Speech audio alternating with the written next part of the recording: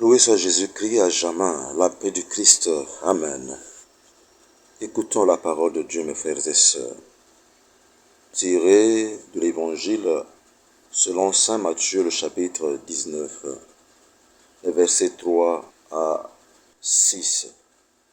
Les pharisiens s'approchèrent de lui pour le mettre à l'épreuve et lui demandèrent: est-il permis à un homme de renvoyer sa femme pour n'importe quel motif? Jésus répondit: n'avez-vous pas lu ceci? Dès le commencement, le Créateur les fit hommes et femmes, et dit: à cause de cela, l'homme quittera son père et sa mère, il s'attachera à sa femme, et tous deux deviendront une seule chair. Ainsi, ils ne sont plus deux, mais une seule chair. Donc ce que Dieu a uni, que l'homme ne le sépare pas. Béni soit l'Éternel Tout-Puissant, qui vous unit dans l'amour. Ce que Dieu unit sur la terre au ciel, personne ne peut briser. Béni soit l'Éternel Dieu puissant, pour ce mariage s'est marié, une faveur de la part du Seigneur, que la paix vous accompagne. Aimez-vous pour les meilleurs et les pires, aimez-vous quand les vagues vous agitent, tournez vers Dieu, il est la solution à tous vos problèmes. Femme, obéis à ton mari, et le mari chérit ta femme comme Christ nous aime, donnant sa vie pour sa chère épouse. Mes frères et sœurs, quelles sont les qualités réciproques que les époux attendent de leur conjoint? Quelles qualités souhaiteriez-vous trouver chez votre conjoint? Comment l'avez-vous aidé à développer en lui ces qualités? Quelles qualités appréciez-vous actuellement en elle ou en lui? Bien-aimés de Dieu, frères et sœurs, la paix du Christ. L'admiration est un facteur important en amour, surtout pour la femme. Dès lors, cette admiration doit être entretenue pour que l'amour dure. Et chaque conjoint se devra de développer les qualités qui plaisent à l'autre. Mais faudrait-il encore qu'on prenne le temps de se le dire? On peut prier, mais le dire, la parole, est plus importante que les actes. Et la manière de parler à son conjoint aussi est plus importante que tout ce qu'on peut faire après. C'est pour cela que, au cours de cet enseignement, nous allons essayer de nous appesantir sur ce que la femme attend de son mari et ce que le mari attend de sa femme. Qu'apprécie madame auprès de son conjoint? D'abord, la stabilité. La femme veut un homme solide. Cette stabilité sera une stabilité sentimentale. La femme a besoin de savoir que son mari est stable dans ses sentiments. Il n'aime pas les joueurs, il n'aime pas les rois Pelé, il n'aime pas les Balthazar. Il aime celui qui lui garantit qu'elle n'a rien à craindre pour l'avenir. Monsieur, attention, il y a des prévenances pour d'autres femmes qui font terriblement souffrir l'épouse qui cesse d'être en sécurité. Si partout tu te retrouves avec ta femme, elle voit que tes yeux balancent à gauche, balancent à droite comme le caméléon, la femme est en insécurité. Il faut de la stabilité physique. Ne pas laisser ruiner votre santé à cause de l'alcool, du tabac, des excès de travail. Soyez même un brin sportif pour lui plaire. Faites l'exercice, monsieur. La femme attend de son mari la stabilité financière. Faites honneur à vos affaires et soyez stable dans votre emploi. Le portefeuille, ça compte. De décision. L'homme doit être stable dans ses décisions. Monsieur, sachez décider sans éternellement hésiter, sans que votre femme décide à votre place. Mais sachez aussi lui demander son avis et en tenir compte. La femme attend de son conjoint la douceur. Comme disait ce papa-là, la douceur. On vous a dit, soyez fort. Et pourtant on ajoute, soyez doux. Oui, c'est la difficulté pour l'homme. Doux, ça ne veut pas dire être doucereux, mièvre. Toujours aux petits soins. La femme veut sentir une force à ses côtés. Mais fort, ça ne veut pas dire Hercule qui écrase sa femme. Mais fort, cela veut dire avoir la douceur que seul l'effort possède. Si vous voyez le film d'Hercule, par exemple, vous voyez que dans ses sentiments, il est très doux. Il est fort, mais il est très doux. Même lorsqu'on nous montre le film de Samson, vous vous rendez compte que malgré ses masses musculaires, mais quand il est avec sa femme, il est très doux et très tendre. Ayez la maîtrise de ceux qui sont solides. Cette douceur, cette tendresse, chers messieurs, seront plus marquées à certains moments de la vie. Par exemple, pendant la grossesse, pendant qu'elle est malade, pendant qu'elle est éprouvée. La tendresse de monsieur n'hésitera pas à se montrer en public. Un monsieur galant, un mari qui ne rougit pas d'embrasser sa femme avant de partir au travail ou quand même il y a son Père Dieu qui la voit. Un mari qui n'hésitera pas à tenir sa femme dans sa main pour entrer avec elle dans l'église, pour s'asseoir à côté d'elle, pour lui préparer la place. Même le jour du mariage, parfois le mari oublie qu'il doit être galant. Avant que sa femme ne s'assoie, avant qu'il ne s'assied, il faut qu'il se rassure que sa femme est bien assise, que la robe est bien portée. Donc ces gestes de tendresse-là signifient aussi le fait de s'attacher à sa femme et de devenir une seule chair. Un coussin musical. C'est un mariage si grand qu'il ne pourra se faire sur la terre. C'est un mariage tellement beau qu'il ne devra se passer que dans le ciel. Ce sera un mariage de l'époux et de l'église. Ce jour-là, tous les saints mangeront à la table du roi. Ce sera le mariage de l'époux et de l'église. Ce jour-là, tous les saints mangeront à la table du roi. Revêtus. Mes chers frères et sœurs, Madame attend de son époux la loquacité. Que monsieur parle à sa femme, elle a besoin de l'entendre, de savoir ce qu'il fait, ce qu'il vit, qu'il sache aussi l'écouter. Madame n'aime pas les moines, c'est-à-dire les gars qui restent silencieux et qui veulent que la femme devienne prophète, imaginant des choses par elle-même. Il faut dialoguer, il faut se parler, il faut communiquer. Madame aime aussi, dans le couple, l'épouse attend de son époux l'attention. Attention. L'attention à la présence de sa femme, qui devient trop souvent un meuble.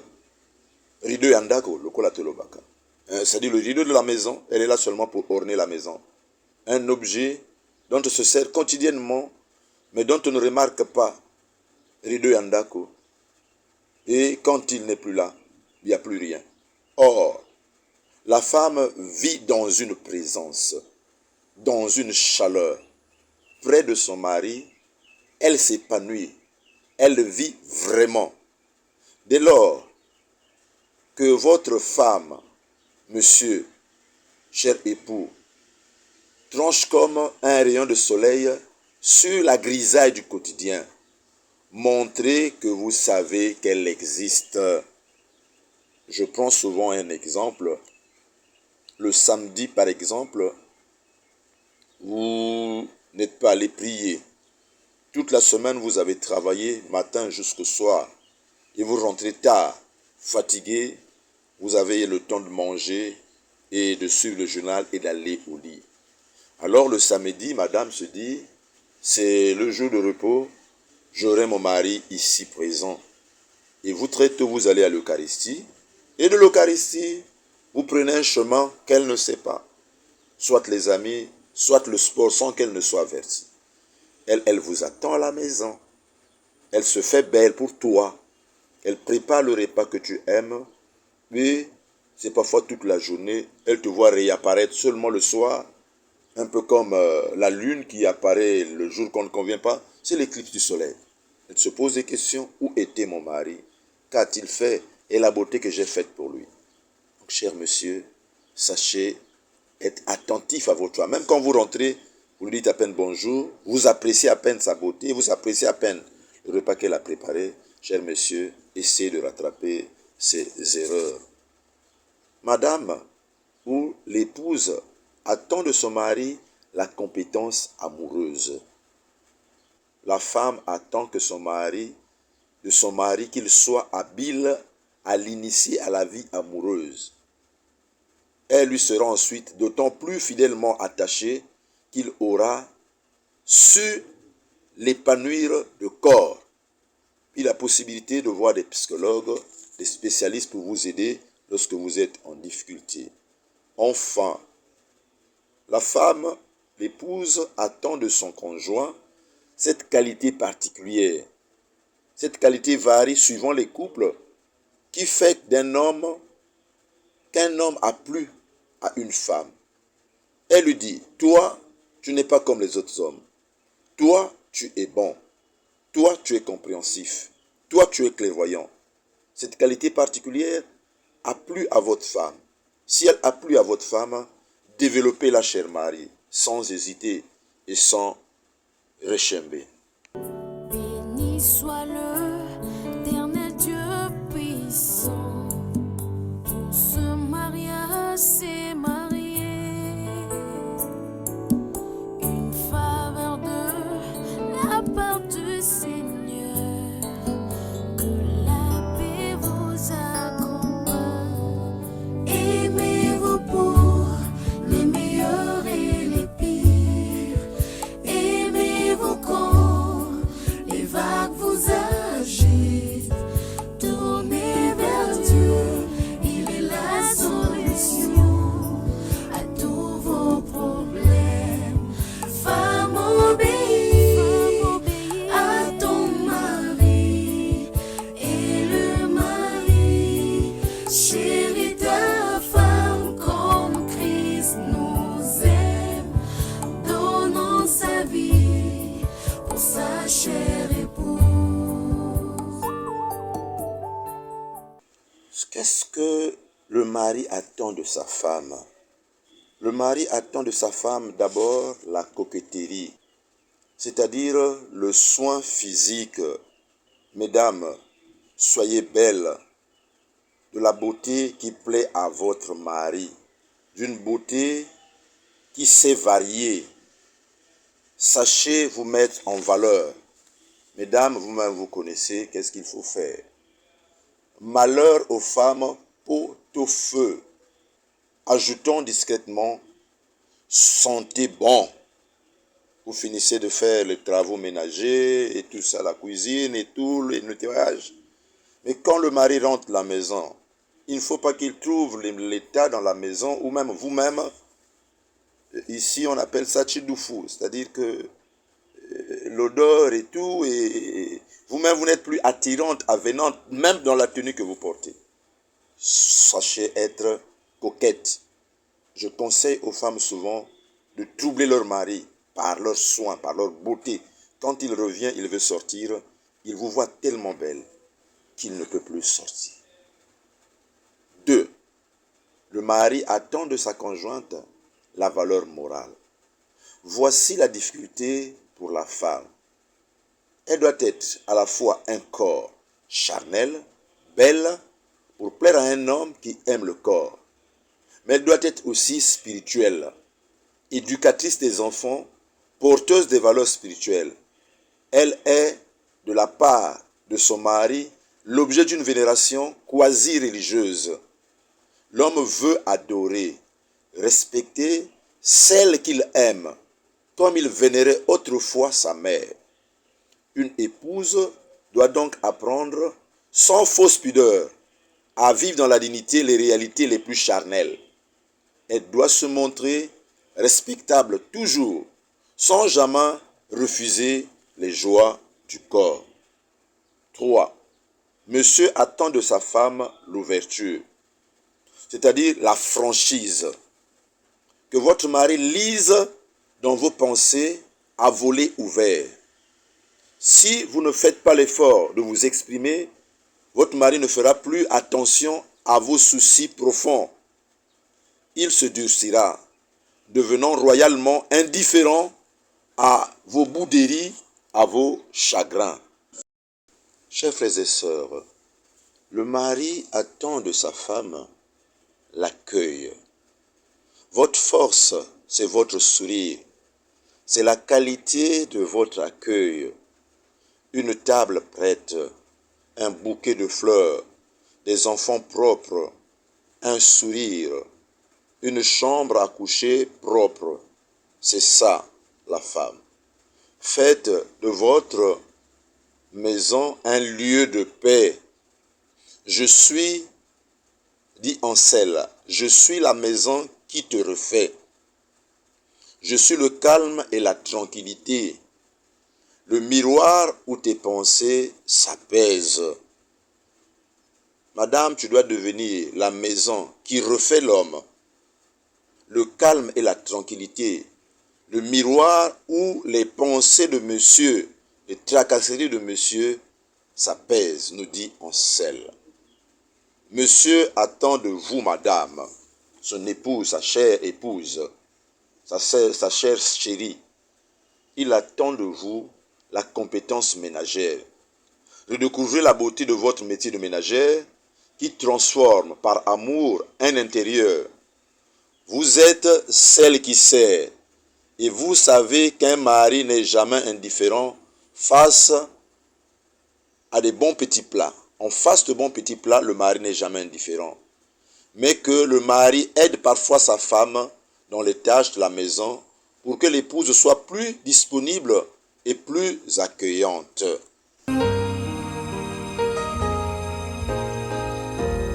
Nous voilà devant toi, nous donnons l'un à l'autre dans l'amour sous ton regard.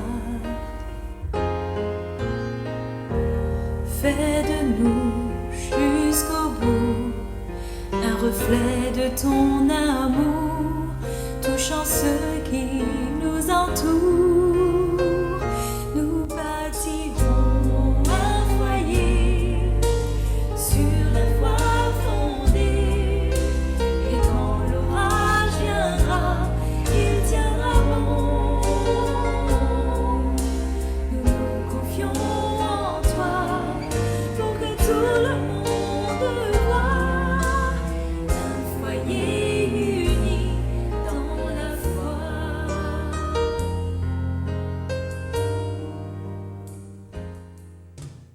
Monsieur, s'il vous plaît, madame, soyez la présence discrète pour votre époux, pour votre foyer.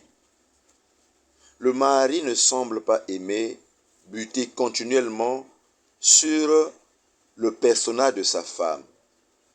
Il craint la femme envahissante et il a souvent besoin, on peut dire, besoin de paix, d'espace il est souvent un célibataire marié. D'ailleurs, le Tumba avait chanté en disant de la femme, moi si azali lokola ndeke, kotika ye liberté te, noki te akopumbwa. Kofina ye makasi te, noki te akokufwa. Je peux aussi le dire de l'homme, que l'homme c'est comme un oiseau. Si tu le serres trop, il va mourir. Si tu laisses aussi trop de liberté, il va s'envoler. Toutefois, madame, monsieur a besoin de la présence discrète, effacée, mais encourageante et réconfortante. Par exemple, celles qui ont l'habitude d'appeler monsieur à toutes les 5 minutes, vous l'appelez, il est au travail, vous l'appelez, tu es où, qu'est-ce que tu fais, pourquoi tu ne viens pas? À un certain moment, le mari va être asphyxié, dépassé, et il dira que madame a perdu la tête. Madame ne lui fait plus confiance. Madame, ce qu'un monsieur attend de sa femme, c'est qu'elle soit soumise, qu'elle soit compagne intelligente et douce, qui excuse, qui purifie, élève sa conscience vivante. Les yeux d'une femme sont le miroir où l'homme doit se rendre compte qu'il a toujours de la valeur. Je reprends. Les yeux d'une femme sont le miroir où l'homme doit se rendre compte qu'il a toujours de la valeur. Mari et femme, apprenez tout au long de la vie à vous admirer, à vous le dire. Chérie, je t'aime. Tu es le plus beau gars que j'ai croisé. Ma femme, je t'aime. Sans toi, je meurs. Lutter contre l'usure de la vie en évitant la routine. Et dans les jours prochains, nous allons essayer de voir les remèdes anti-routine. Mettez dans votre vie un peu de fantaisie. Pour madame, il faut de petites fantaisies. Lui donner un cadeau, des fleurs, une surprise, un coup de fil amoureux. Des grandes fantaisies, une femme qui sait changer parfois totalement son extérieur, est à la fois épouse et amante. Je vous raconte cette histoire rapidement. Un monsieur marié dans tous les 3 domaines, l'église, la famille et tout ça, la mairie, travaillait au centre-ville et sa vitrine donnait sur la rue, la vitrine de son bureau. Et il passait tout le temps à courir derrière les filles qui passaient, à les draguer, et ainsi de suite. Son épouse est informée. Alors ce jour-là, elle fait ce que les jeunes appellent beauté canon ou beauté roquette. C'est-à-dire que quand tu rencontres, tu éclates seulement. Et la femme se fait belle, mais les chaussures qu'elle appelle, ce n'est pas les talons ou les salmandères, les trucs qui sont élevés. Elle se fait mais vraiment belle. Elle met une coiffe terrible. Elle change de démarche comme les femmes savent le faire. Si elles veulent te tuer, elles cassent seulement la démarche là. Et le monsieur en train de travailler, regarde à travers la vitre, voit une femme, il se dit, mais oh yo, ça c'est une sirène, elle sort d'où? Oh yo nzoto. Il dit, ça, je préfère laisser le travail. Il sort et la femme passe. Il ne se rend pas compte que c'est sa femme, il commence à l'interpeller. Madame, s'il vous plaît, madame, j'ai des nouvelles pour vous, madame. Et sa femme aussi fait semblant de marcher un moment pendant quelques secondes. Après se retourne. Le gars ne la reconnaît toujours pas. Quand la femme arrive proche de l'homme, il lui dit, mais tu m'appelles, tu ne sais pas que je suis ton épouse. Le gars tout confus, lui dit, non chérie, je confondais parce que j'attendais une femme. Et il s'est épanché dans des excuses. Faites des sorties éclairs avec madame, des sorties en amoureux, au restaurant. Marie, faites pour votre femme ce que vous feriez pour une amante. Et ça vous coûtera moins cher. Regardez toujours l'autre avec les yeux nouveaux, en remarquant toujours ce qu'il a d'unique ou ce qu'elle a d'unique, de merveilleux. Je vous donne une activité, chers époux, chères épouses, chers concubins et tout ça, tous ceux qui vivent avec des hommes et des femmes sans s'engager. Voilà l'exercice que je vous donne. Vous allez d'abord dialoguer sur ce que l'on attend de l'autre. Tu poses la question à ton époux, à ton conjoint, Qu'est-ce que tu attends de moi? Ainsi de suite. L'homme aussi fait la même chose.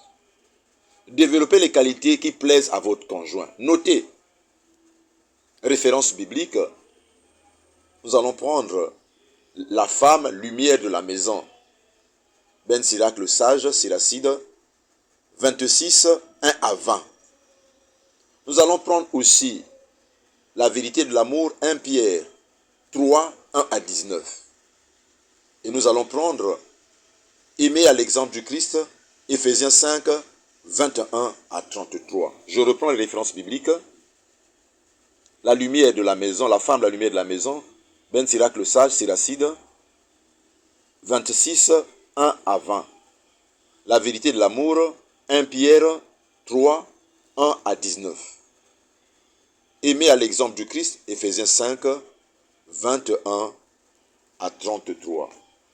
Voilà, chers frères et sœurs, le partage que nous avions à vous faire, l'enseignement que nous avions à vous partager. Prière de les suivre en couple et prière de partager à tous les amis mariés ou qui vivent encore sans mariage pour que ce message de Dieu parvienne jusqu'au confins de la terre. Ne le garde pas pour toi-même. Si c'est le téléphone de monsieur, fais-le écouter à sa femme. C'est aussi un moment de partage et de méditation, la parole de Dieu. Donc partagez le message. Et si vous avez des questions, prière de me les faire parvenir pour que nous puissions avoir un débat constructif pour que les couples aillent de l'avant. Saint Jean-Paul II a dit, l'avenir du monde de l'Église passe par le mariage et la famille. Que Dieu vous bénisse, que Dieu vous protège. Était au microphone l'abbé Alain Simplice Mungengi, prêtre de l'archidiocèse de Pointe-Noire, vicaire paroissial à Saint-Christophe.